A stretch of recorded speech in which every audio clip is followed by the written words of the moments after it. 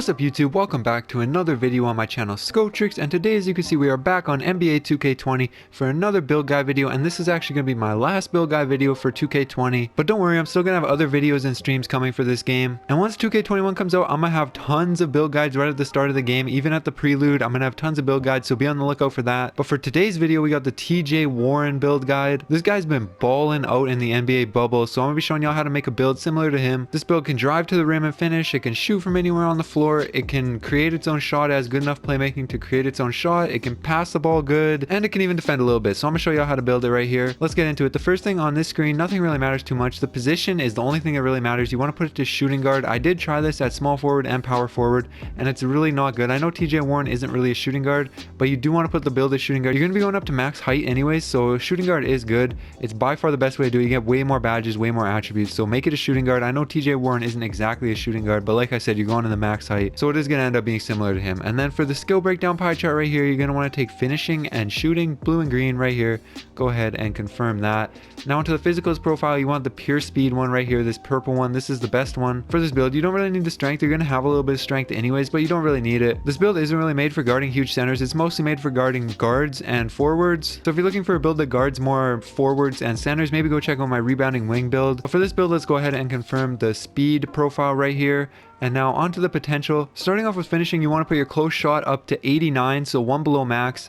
Then you want to put your driving layup to max and your driving dunk to max. You can see that gives you 14 finishing badges. That's going to be the perfect amount. I'll show you how to put on the badges at the end of the video, or how I would put them on. But remember, you also have Hall of Fame finishing badges, so that's lots. And now going down onto shooting right here, you want to max out mid-range, 3-point, free throw, and post fade. You can see you get 21 shooting badges. If you drop anything, even one, then you lose them, so you just want to leave it right there. 21 shooting badges, that's how you want to have it. Then you want to go down to playmaking right here, max out pass accuracy, max out ball handle, just like that. Again, gives 12 playmaking badges, and then you can actually drop the pass accuracy by 1, so you can put it to 80 right there.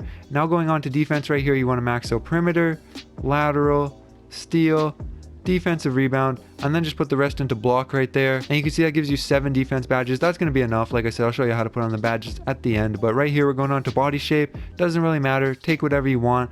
For TJ Warren, I would say probably close to, well, he's pretty big, so maybe like built like that. And now, like I said, with the height, you want to go up to max height. You can see it takes down your finishing stats a little bit, but it's not a big deal. You'll still be able to finish at the rim. Don't worry about that. Same thing with your speed, acceleration, vertical. Don't worry about those. Those are still going to be good.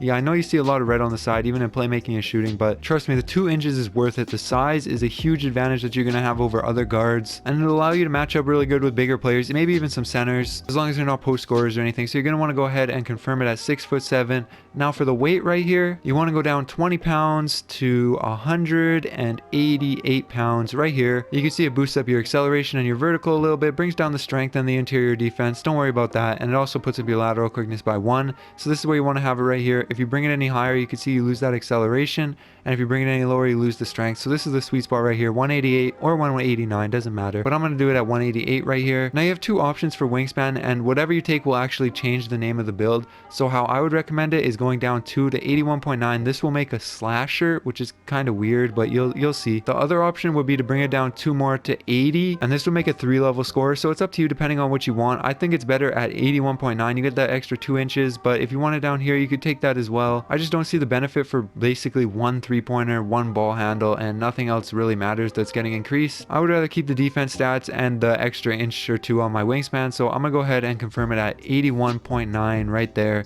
Now for the takeover, there's a lot of personal preference right here. You could honestly take whichever one you want, but my suggestion would definitely be the spot up shooter. The one that I really wouldn't recommend taking would be the playmaker. You could if you want, but you don't really have that good a ball handle anyways, so I don't know. I don't think it's really worth it to take the playmaker. Shot creator would be okay, but again, this one's probably not the best either. I would say slasher or spot up shooter, but I think spot up shooter is definitely the best for this build, considering you don't even have contact dunks unless you get to like 99 overall, I think. But spot up shooter is a good safe bet, so I'm gonna go ahead and confirm that right there. And boom, you could see slasher, similar to Shea Gilgeous-Alexander, Allen Houston, and Zach LaVine. Obviously, because you made it a shooting guard. If you made it a forward, it would be probably TJ Warren, but it is 6'7", so I have no problem comparing it to TJ Warren. You could make this build similar at small forward, but you get way less badges, so don't do that. Just make it a shooting guard and you'll be good. Now I'll go ahead and show y'all the final attributes for this build and how to put on the badges, or how I would recommend putting on the badges right here.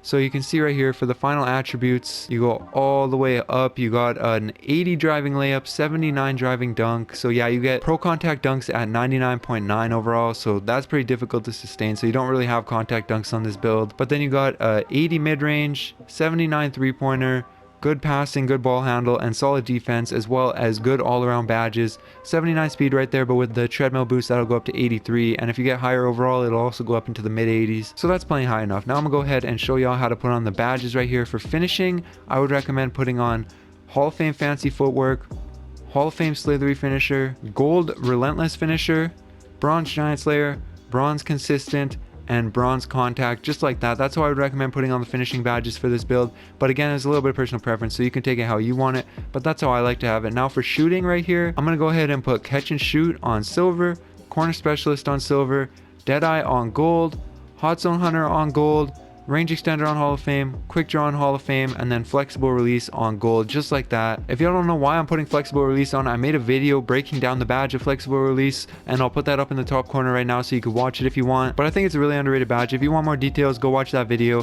but I'll confirm the shooting badges like that. Now on to playmaking here. I'm going to go ahead and put Unpluckable on gold, Quick First Step on gold, Handles for Days on gold, Needle Threader on silver, and then Break Starter on bronze, just like that. That's how I'm gonna have it. You could obviously change it a little bit towards your personal preference or play style if you want, but that's how I like to have it right there. Now onto defense badges here. I'm gonna put Intimidator on gold, obviously, Clamps on gold because I think I would be mostly guarding guard builds with this build, and then Chase Down Artist on bronze, just in case somebody gets by you. You know, you're 6'7", you got a good wingspan, you could easily get a chase down block. Your block rating's pretty good too, so having Chase Down Artist on bronze will really help with that. That's how I'm gonna go ahead and confirm that. And there you go, that's how you make TJ Warren in NBA 2K20. Hopefully you guys enjoyed the video. If you did, make sure you hit that like button and subscribe to my channel if you're new. I post videos 3 times a week, and once 2K21 comes out, I'm gonna be uploading daily, as well as streaming basically daily, or like 5 or 6 times a week. So make sure you're here for the come up, and that's gonna be it. Alright, peace.